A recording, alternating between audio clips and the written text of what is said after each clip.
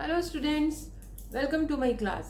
आज हम एक्सरसाइज 8.1 का क्वेश्चन नंबर 4 करने वाले हैं। क्वेश्चन नंबर 4 में दिया हुआ है 3 cot a equals to 4, check whether 1 minus tan square a 1 plus tan square equals to cos square a minus sin square a और नॉट। तो आपको क्या करनी है कि इसकी हेल्प से जो ट्रायंगल के बाकी जो साइड है उसका वैल्यू आपको निकालना है। अब आप देखिए यहाँ पर लिखा हुआ है 3 cot a इक्वल्स टू 4। इसको रेशियो फॉर्म में लेके आएंगे कैसे? 3 इधर आ जाएगा, cot a equals to 4/3।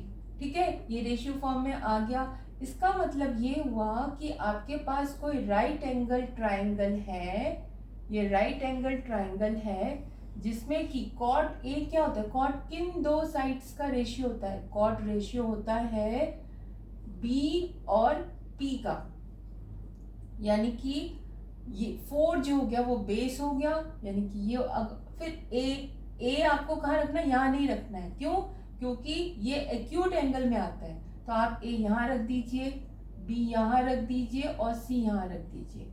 Okay, for cot A इस एंगल के लिए जो ये बेस है वो है 4/3, यानी कि जो बेस क्या हुआ, ये एडजेसेंट साइड यानी कि AC और परपेंडिकुलर इसके ऑपोजिट जो साइड होती है वो एंगल ए के लिए क्या होगी? परपेंडिकुलर, यानी कि BC।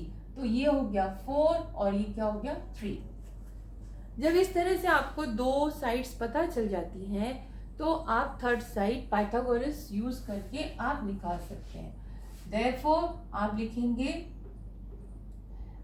In right triangle, in right angled triangle, in right angled triangle, हाँ, we know we have what do you have? क्या होता है आपके पास? आपके पास होता है हाइपोटेन्यूज का स्क्वायर, यानी AB स्क्वायर। ट्रायंगल का नाम लिख लीजिए, in right angle triangle ABC में जो AB है उसका स्क्वायर बाकी दोनों साइड्स यानी कि AC square plus BC square के इक्वल होगा। AC कितना दिया हुआ है? 4, तो 4 रख दीजिए। BC कितना दिया हुआ है? 3, तो 3 रख दीजिए। तो यहाँ पर आ गया 16 + 9 = 25, means AB square equals to 25, therefore AB will be square root of 25। जब भी स्क्वायर दिया होता है तो आप सिंगल में स्क्वायर रूट लेते हैं। स्क्वायर रूट ऑफ 25 यानी ये 25 कौन से नंबर को उसी से मल्टीप्लाई करने से बना है, यानी AB आ गया आपका 5। लीजिए, आपका ट्राइंगल कंप्लीट हो गया, मैंने तीनों साइड्स कंप्लीट हो गई हैं। जब तीनों साइड्स कंप्लीट हो जाती है तो जो भी रेशियोज आपको दिए गए हैं कोई प्रॉब्लम नहीं है, बस आपको ध्यान रहना चाहिए कि वो जो रेशियो है किन दो साइड्स का रेशियो होता है। ठीक है, तो आगे चलने से पहले रिक्वेस्ट है कि अगर आपको मेरी वीडियो अच्छी लगी है तो प्लीज़ सब्सक्राइब कर दीजिए, थैंक यू। फिर यहाँ पर हमने देखा ये 5 आ गया आपका, ठीक है, 5 आ गया। अब हम इन दोनों को दिखाएंगे क्या ये दोनों इक्वल है या नहीं। तो सबसे पहले इसकी वैल्यू निकाल लेते हैं। तो ये जो वैल्यू है ये आपके लेफ्ट साइड में, तो इसको हम ले लेते हैं LHS, यानी लेफ्ट हैंड साइड। LHS में क्या दिया हुआ है? 1 - 10 स्क्वायर A/1 + 10 स्क्वायर A। ठीक है, अब इसकी हम वैल्यू रखेंगे 10 किसका रेशियो होता है? 10 होता है परपेंडिकुलर अपॉन बेस का रेशियो, परपेंडिकुलर अपॉन बेस यानी P/B। तो A के लिए P यानी P क्या हो जाएगा? BC। परपेंडिकुलर A के लिए क्या होगा? उसका ऑपोजिट साइड। तो यहाँ पे लिखेंगे 1 - BC अपॉन और P/B होता है, B कितना है? AC। तो AC इसका क्या हो जाएगा? स्क्वायर लिखना है आपको। फिर यहाँ पे लिखेंगे 1 प्लस ऑब्वियसली 10 तो वही है, तो BC अपॉन AC का स्क्वायर, और लिखते जाइए 1 - BC क्या है? 3, यानी 3/4 का स्क्वायर। फिर यहाँ पर आप लिखेंगे 1+3/4 का स्क्वायर। स्क्वायर आपको करना आता ही है। 1 माइनस ये हो जाएगा 9/16। 9/16 ये तो पता है ना कैसे आया 9। 3 को 3 से मल्टीप्लाई करके।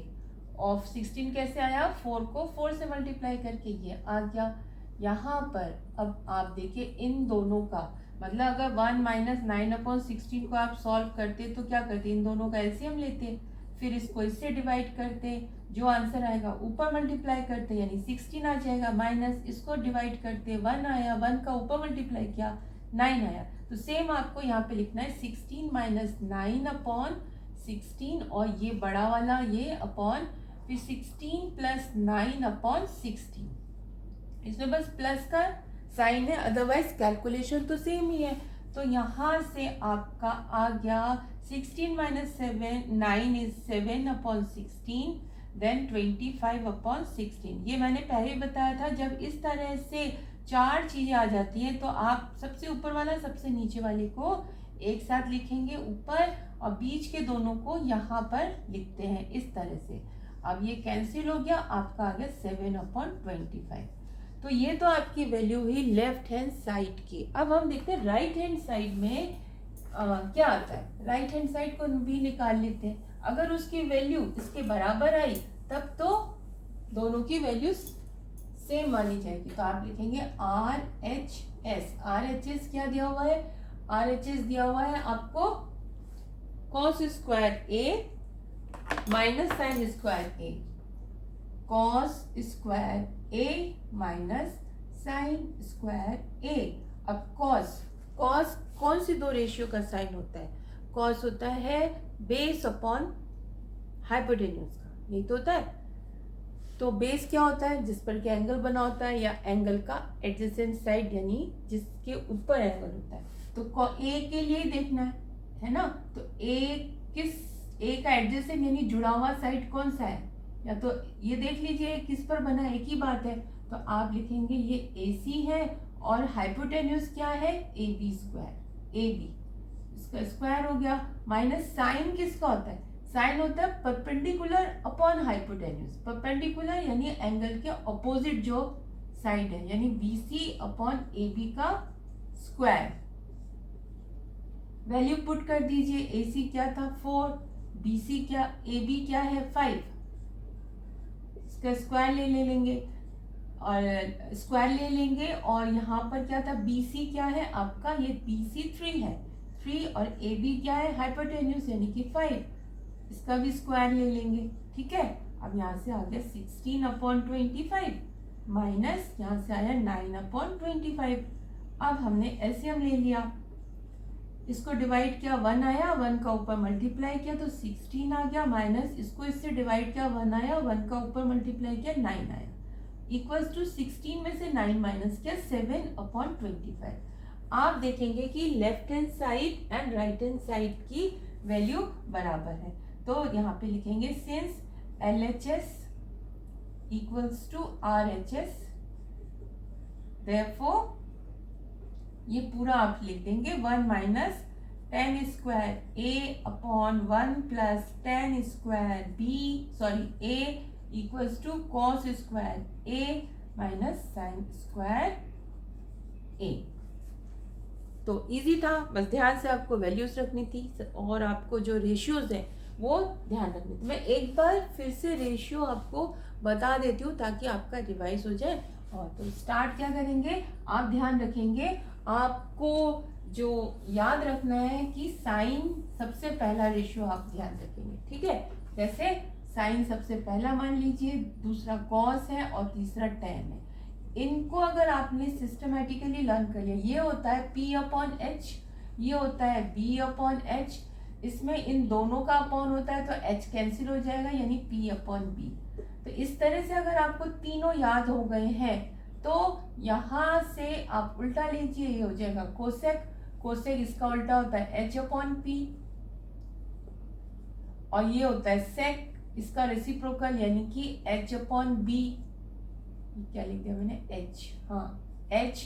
और इसका होता है कॉट, कॉट का होता है B/P। तो हमने जहाँ पर कॉट यूज़ हुआ था वहाँ पे हमने रेशियो B/P के लिए थे। तो इजी है, करते करते वैसे भी याद हो जाएगा, टेंशन की कोई बात नहीं है। आराम से पढ़िए, आराम से करिए, ज़्यादा टेंशन ज़्यादा वो करके करेंगे तो जो आता है वो भी भूल जाएंगे। ठीक है, तो होप आपको समझ में आया होगा। अगर समझ में आया तो प्लीज़ मेरे वीडियो को, मेरे चैनल को सब्सक्राइब कीजिए, वीडियो को लाइक कीजिए, शेयर कीजिए, और कमेंट के लिए नहीं बोलूँगी। Thank you.